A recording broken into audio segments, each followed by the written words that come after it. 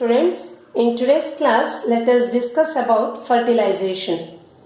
Fertilization is the process of fusion of a sperm with an ovum at the ampullary isthmic junction of fallopian tube, which leads to the formation of diploid single zygote.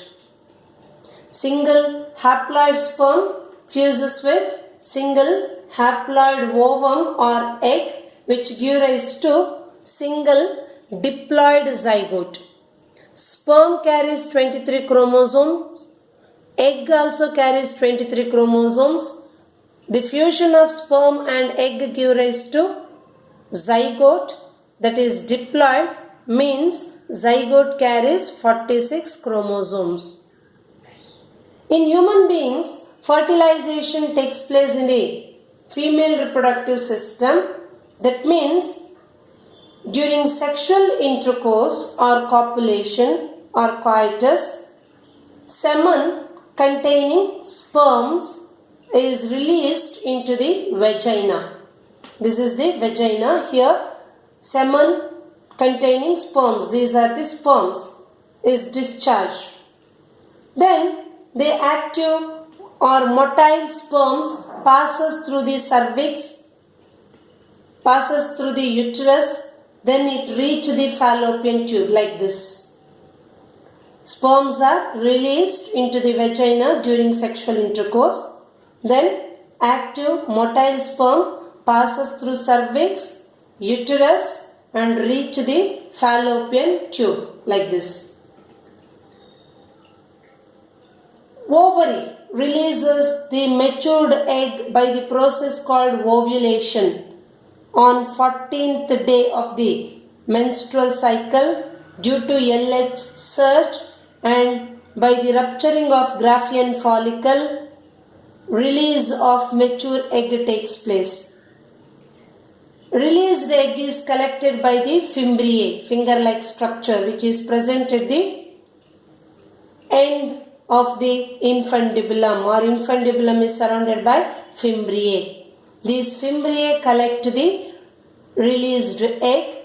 Then this egg passes down the oviduct by ciliary movement and also due to the muscular contraction of the fallopian tube. Due to ciliary movement and muscular contraction of the fallopian tube, the released egg passes down in the fallopian tube or oviduct, and finally it reaches the ampullary isthmic junction. When egg meets the sperm in this ampullary isthmic junction, that leads to fertilization, and that leads to the formation of diploid single zygote. So the site of fertilization is ampullary isthmic junction of fallopian tube. Fertilization can occur only when the sperm and egg are simultaneously transported to the ampullary isthmic junction. When sperm and egg both are simultaneously transported into ampullary isthmic junction, then only fertilization takes place. This is the reason why not all copulation lead to fertilization and pregnancy. All copulation or sexual intercourse will not lead to fertilization and pregnancy, because only when sperm and egg simultaneously reach the ampullary isthmic junction, then only fertilization takes place.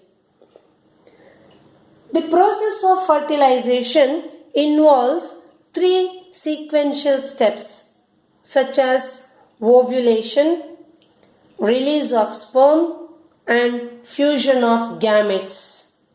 The process of fertilization involves 3 sequential steps, such as first one is ovulation, second one is release of sperms, and third one is fusion of gametes.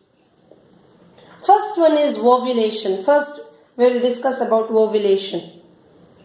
Ovulation is the process of release of single ovum or egg from the ovary on 14th day of menstrual cycle. It takes place due to LH surge.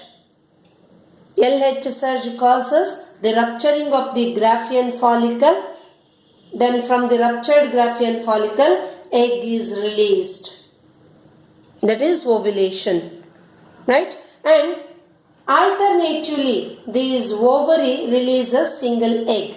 That means, for example, in the month of January, suppose the left ovary release the egg means, then in the month of February, the right ovary release single egg. Alternatively, this ovary release the egg, single egg. Then this released egg is viable or capable of living for about 18 to 24 hours. The released egg is viable or capable of living for about 18 to 24 hours. That means only for about 1 day the released egg will be in living state. That means suppose ovulation occurred on 14th day, then egg will be viable till 15th day, only for about 24 hours. Second one is release of sperms. During sexual intercourse or copulation, the semen is released into the vagina, and this process is called ejaculation. The process of release of semen during sexual intercourse into the vagina is called ejaculation or insemination, means transfer of male gamete into the female reproductive system by sexual intercourse. That is insemination. About 3 to 4 ml of semen or seminal fluid is discharged per ejaculation. Per ejaculation, about 3 to 4 ml of semen or seminal fluid is discharged into the vagina. 3 to 4 ml of semen contains 300 to 400 millions of sperms. That means after sexual intercourse, about 300 to 400 millions of sperms are released into the female reproductive system. Third one is fusion of gametes. Fertilization or syngamy leads into the formation of a diploid single zygote. And the formation of zygote takes place after fertilization, and particularly it takes place in the ampullary isthmic junction. Ampullary isthmic junction is the portion present in a fallopian tube. The egg can be fertilized only within 24 hours of its release. Egg can be fertilized only within 24 hours of its release. That means suppose ovulation occurred on 14th day, means suppose sperm entered the female reproductive system on 15th day or before the completion of 15th day, then only fertilization occurs, because the released egg is viable for about 18 to 24 hours. The released sperm is viable for about 48 hours, means 2 days. Within 24 hours of release of the egg, if sperm entered the ampullary isthmic junction, then only that leads to fertilization. During fertilization, the acrosome present in the sperm head releases 3 enzymes such as acrosin, hyaluronidase and neuraminidase. These enzymes separates the cells of the cumulus oophorus corona radiata and zona pellucida of the egg. 3 enzymes secreted by the acrosome of the sperm head separates the cells of cumulus oophorus, corona radiata and zona pellucida of the egg. Thereby it makes a path for the entry of sperm into the cytoplasm of the ovum. See, this is the cytoplasm of the ovum. This is layer. These are the layers which are present in the ovum. Corona radiata, then zona pellucida, cumulus oophorus is present here. 3 enzymes separate the cells of the 3 different layers such as zona pellucida, corona radiata, then cumulus oophorus. Thereby it makes a path for the entry of sperm into the cytoplasm of the egg. Now the sperm reached the cytoplasm of the egg. When sperm comes in contact with the zona pellucida of the ovum or the layer of the egg, it induces changes in the membrane. When sperm comes in contact with the zona pellucida or layer of the egg, it induces changes in the membrane of the egg. The changes in the membrane of the egg block the entry of additional sperms. That means the changes which occur in the membrane of the egg prevents the entry of the remaining sperms, or which blocks the entry of sperms. That means only one sperm can fertilize the egg.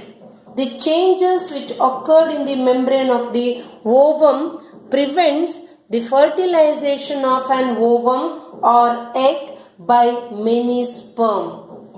Only one sperm fertilizes the egg. The changes which occurred in the membrane of the ovum prevents the fertilization of single egg by many sperms. When sperm enters the cytoplasm of the ovum through zona pellucida and plasma membrane, which stimulates the completion of meiotic division of the secondary oocyte. Already we have discussed in oogenesis process. When egg meets the sperm, then only second meiotic division completes. Completion of second meiotic division leads to the formation of a second polar body and a haploid functional ovum or ootid. When sperm reach the cytoplasm of the ovum, then the secondary oocyte complete its meiotic division, means it completes meiosis second and produces a functional ovum or ootid and second polar body. Immediately after the formation of functional ootid or ovum, the haploid nucleus of the sperm fuses with the haploid nucleus of the ovum, which leads to the formation of a diploid zygote.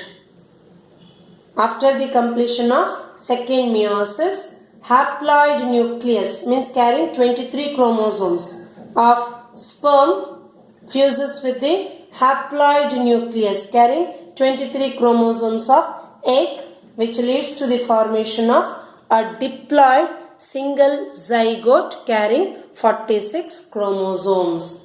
This is about fertilization. Thank you.